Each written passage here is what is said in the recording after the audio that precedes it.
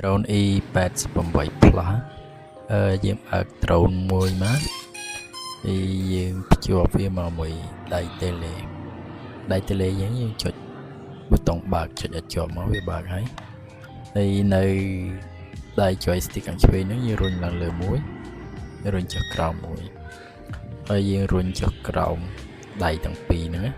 មុំ45ដឺក្រេអញ្ចឹងឃើញភ្លើងវិញ្ញាបាននៅវាស៊ីជាមួយ tele ហើយបើយើងរុញដៃខាងឆ្វេងឡើងលើមួយបិឆេះនឹងរុញមិនទាញទៅខំវិញបិទម៉ាស៊ីនវាវិញហើយអានេះយើងចុចឡើងលើចុចខំដើម្បីសេរីកាមេរ៉ាហើយដៃខាងស្នាមខប់ឡើងលើចុចខំនេះហើយអាខាងឆ្វេងខាងក្រោមនេះបើយើងបិឆេះម៉ាស៊ីនហើយយើងចុចវាមួយគឺវាហោះឡើងលើហើយបើវាកំពុងហោះយើងចុចមួយវាចុចចុចខំនេះយើងតែមើលវាហោះចុចមួយឡើងលើតែវាចុចហោះឡើងលើហើយនៅអាដៃខាងក្រោមជាប់នេះអាហ្នឹងសេរីលបឿនយើងស្ដាប់លបឿនវា1 2 3អញ្ចឹងណាលើ3ដងនឹងហល់លឿនលើ2ដងហោះមកហើយបើលឿនម្ដងនេះហើយជាបើយើងចុចជាប់អាហ្នឹងទម្លាក់វាចុះមកអានៅដៃខាងលើនេះ 3D ហ្នឹងគឺហោះក្លាប់យើងចុចវាមួយហើយយើងទាញដៃខាងស្ដាំទៅស្ដាំគឺវាក្លាប់ទៅស្ដាំបើយើងចុចអា 3D ហ្នឹងមួយហើយរុញដៃស្ដាំមកឆ្វេងមកក្លាប់មកឆ្វេងបើយើងចុចវាមួយហើយរុញទៅមុខគឺវាក្លាប់ទៅមុខហើយបើយើងចុចវាមួយហើយទាញចុចក្រោមគឺវាក្លាប់ថយក្រោយអាក្របកន្លែងនេះគឺយើងចុចមួយបើក sensor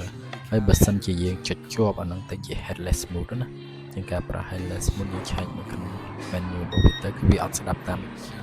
ក្បាល drone វាស្ដាប់តាមដៃ tele វាប្រើ headless mode ហ្នឹងកន្លែងនេះយើងដឹងហើយសេរីកាមេរ៉ាឡើងលើចុចក្រោមកន្លែងនេះមួយនេះយើងចុចទៅថតស្លឹកនេះថតជាវីដេអូហើយកន្លែងនេះបើយើងពលាមកសម្រាប់ដាក់ទូរស័ព្ទហូតមកអាចដាក់ទូរស័ព្ទដើម្បីភ្ជាប់ពេលយើងប្រើជាមួយ app វាយើង download នៅក្នុងកណ្ដាលហ្នឹងមកវាមាន QR code ដែលយើង download ហើយយើងប្រើនេះឈ្មោះវា Wi-Fi UAV ហ្នឹង download យកមកដាក់ទូរស័ព្ទមកដើម្បីយើងភ្ជាប់ឬមួយក៏យើងប្រើវិជាទូរស័ព្ទទៅ drone មកភ្ជាប់វាយើងបើក drone មួយ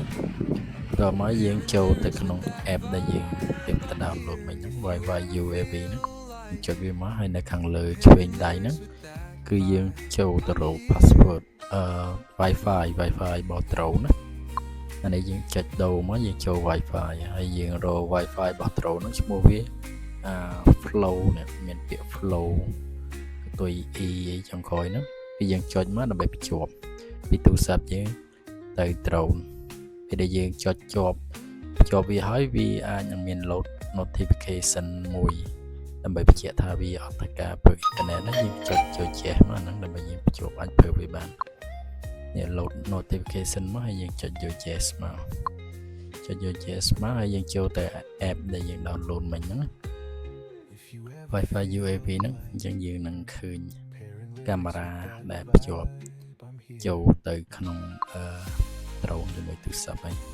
ហើយកម្មវិធីនៅក្នុង app ហ្នឹងយើងអាចប្រើតាមរយៈនឹងបានឬមួយក៏តាមរយៈ tele បានតែយើងទុកវាគ្រាន់តែមើលវីដេអូទៅថតវីដេអូថតអីតាម app ហ្នឹង